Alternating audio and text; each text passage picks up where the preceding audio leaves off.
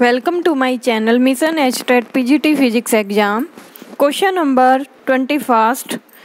Two identical capacitors A and B of capacitor C are charged to the same potential V and are connected in two circuits at t is equal to 0 as shown in figure.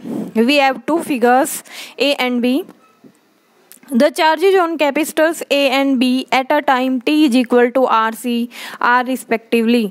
Assume diodes to be ideal. Here E denotes exponential. तो हमें calculate क्या करना है। यहाँ पर हमारे पास दो diagram है। फर्स्ट डायग्राम में एक कैपेसिटर ए है जिसको हमने डायोड D1 से जोड़ा है।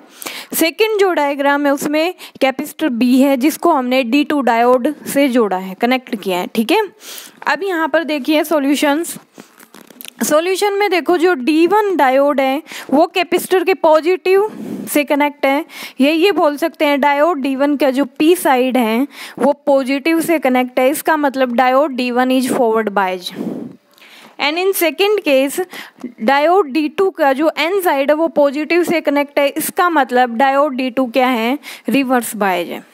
ठीक है, और हमें ब्रैकेट में गिवन है कि डायोड्स को हमने आइडियल माना है। डायोड्स को अगर हमने आइडियल माना है तो आइडियल केस में हमेशा ध्यान रखना, अगर हमारे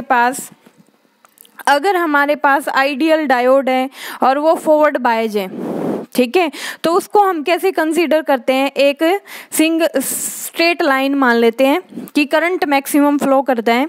ठीक है, स्ट्रेट लाइन आइडियल के केस में। अब उसके बाद स्ट्रेट वायर बोल सकते हैं।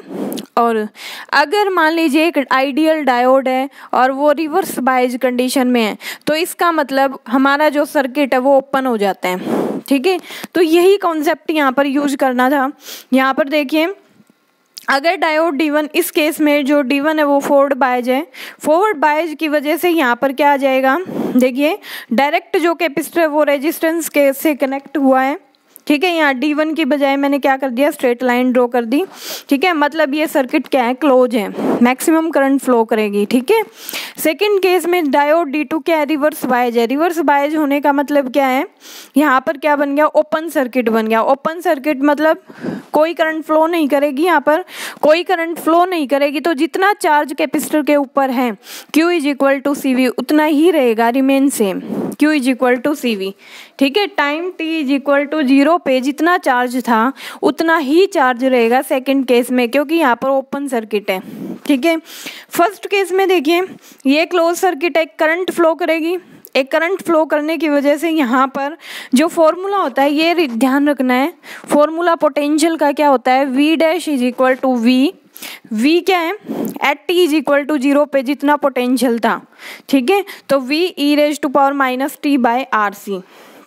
ओके, यहाँ पर हम नया पोटेंशियल निकालेंगे। V dash is equal to V e raise to power minus, हमसे पूछा गया क्वेश्चन में t is equal to RC पे कितना पोटेंशियल होगा, ये ध्यान रखना है। हमसे पूछा गया कि इस टाइम पे पोटेंशियल कितना होगा, तो हमें पुट कर देना है t is equal to RC by RC।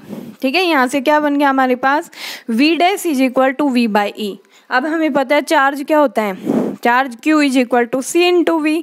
ठीक है, अब यहाँ V की बजाय क्या आ जाएगा, V डैश, और V डैश की वैल्यू अभी कैलकुलेट की, V बाई E। ठीक है, तो नया जो पोटेंशियल हुआ फर्स्ट केस में V by E and charge कितना हुआ, Q is equal to CV by E। Second case में सेम रहेगा, तो हमारा कौन सा ऑप्शन मैच हुआ, option 2। Option 2 is the right answer. Okay, thank you very much. Like, share and subscribe my channel, and all the best for your exam.